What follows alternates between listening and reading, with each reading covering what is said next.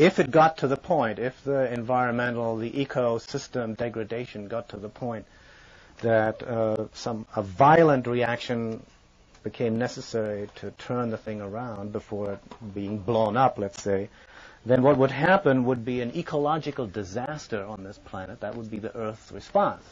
An ecological disaster of such proportions, global proportions, that it would take the entire combined cooperative use of all of human resources of all countries and nations simultaneously, diverted away from a military technology, which is where the bulk of it presently goes, and a concerted effort to deal with the problem, forcing people to cooperate against a common enemy. And that is, in fact, what I think is going to happen. And I think it's going to happen during the next 10, 20 years. The ecological crisis will grow to the point where many people feel, myself included, that's already reached that point, where it is an unmitigated worldwide disaster that dwarfs everything else, including nuclear war, because nuclear war, after all, is a threat. It's a possibility. It may never happen. The eco-disaster is already happening. It's in full swing. The greenhouse effect and the population explosion are only the two last factors that are gradually dawning into people's consciousness as adding and multiplying the factor even far beyond everything else. The greenhouse effect, which is really misnamed because greenhouse suggests something positive that promotes growth, the greenhouse effect is actually a heat trap, a planetary heat trap or fever condition of the planet that we're in and that we have no way of stopping. The best we can do now, according to the latest computer projections, is to slow it down, to slow the inevitable rise of at least 1 degree overall global temperature, which could result in major disasters worldwide, including the desertification of the entire American Midwest grain basket, will either take 20 years or 15 years or 25 years, depending on the kind of action we take. So, this is the significance of the Kali, the myth of Kali, which is Gaia, which is the earth correcting herself and redressing the balance, purifying herself, doing a corrective action. So I wanted to share that with you for further reflection.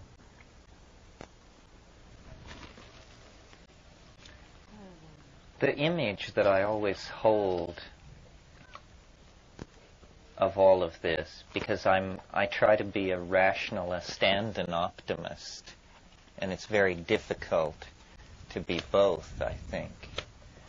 But I don't think we ever slipped out from beneath the control of nature. No.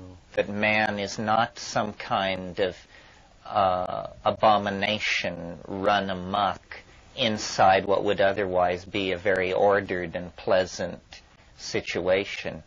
It's that the planet itself is destabilizing. The last 10 million years have been more unstable, with more glaciations than the previous 100 million years. And the appearance of human populations is simply to the present moment, the most extreme example of the destabilizing forces loose on the planet. But evolution does not proceed at a steady rate. It appears to go faster and faster. And historical time is like the career of intelligence just putting the pedal to the floor, and you're pushed back in your seat and you begin to accelerate.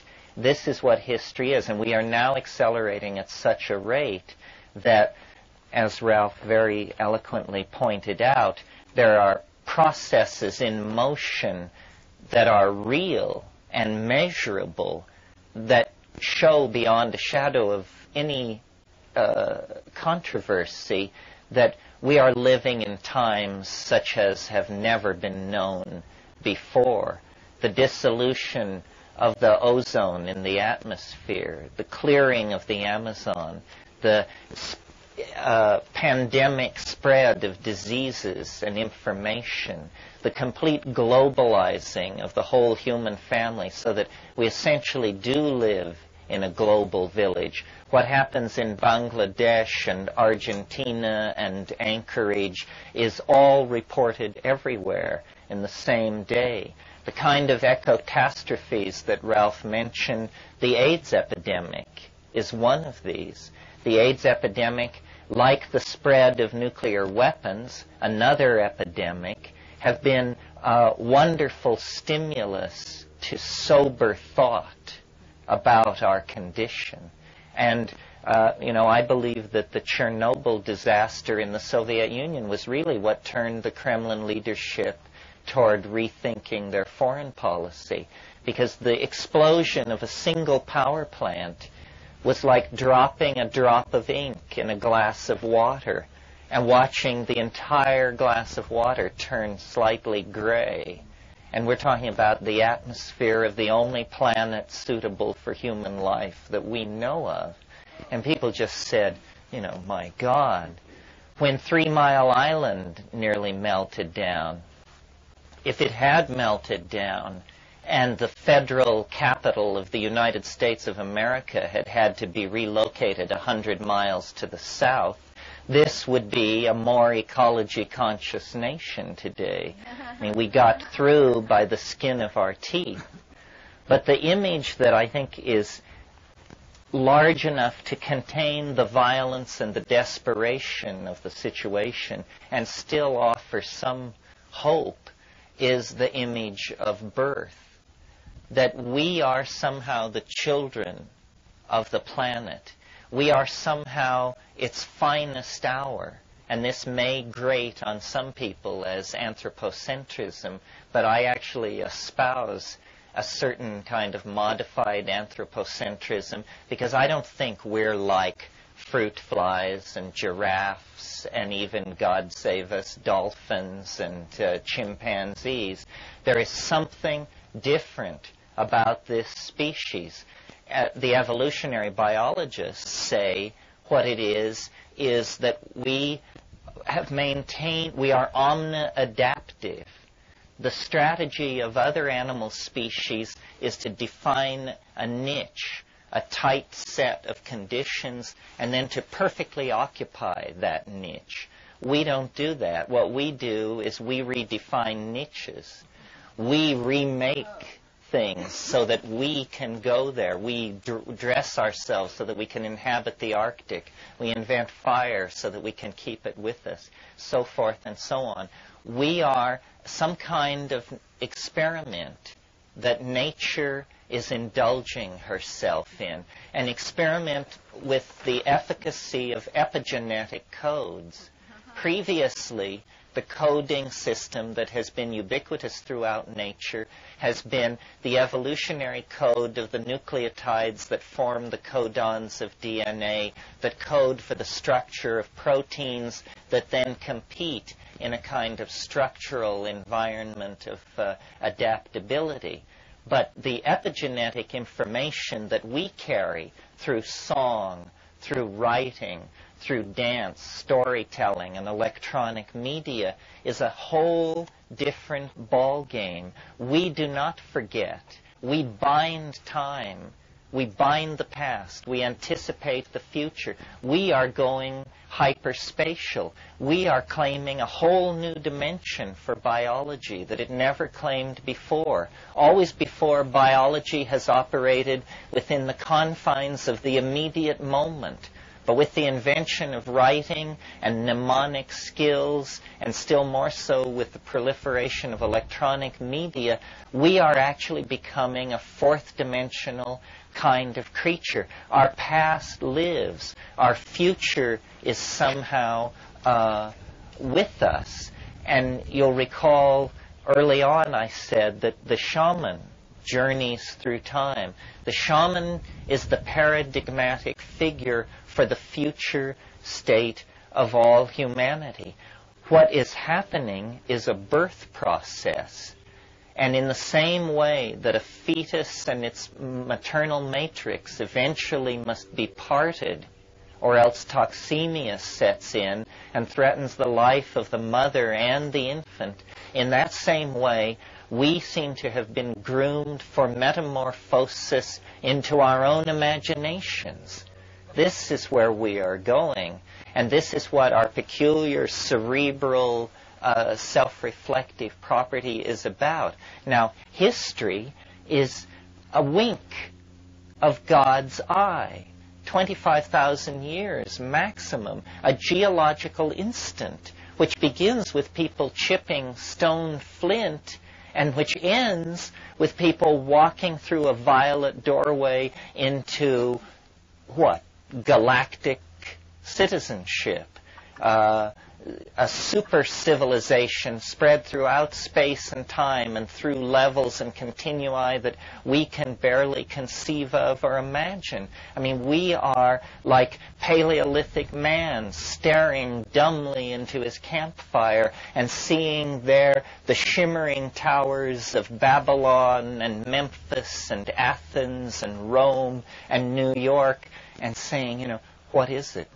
What is it? What is it? It seems so important, it looks so familiar, and yet it's utterly incomprehensible. Our future is our mystery. Our destiny is to live in the imagination, and the historical process that we're going through is not, I think, cause for despair, but it is a major transition point in the life of the entire planet.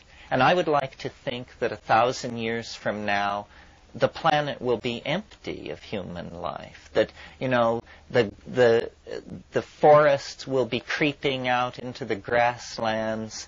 The animal populations will be stabilized. The sequestering of heavy metals will have been completed. And the planet, like a woman who has just given birth to an 11-pound baby, will just breathe an enormous sigh of relief. And we, following our shamanic inclinations, following the self-transcending image of shamanic flight that leads us to build space shuttles and starships and L5 colonies, we will have followed our imagination into the unimaginable vistas of artistic creation that are our true destiny and home. And we are now in transition, the most difficult part of any birth process. Blood is being shed, there's screaming and groveling and waves of tension sweeping through the planet, sweeping through the human population, but it is an anticipation of a higher, wider, freer, kinder kind of being that we have always held up as an ideal for ourselves with the notion of the shaman, the superman or woman who knows the secrets of the animals, moves with the subtlety of the wind, is always capable of appropriate behavior, is at home everywhere, and leaves no mark.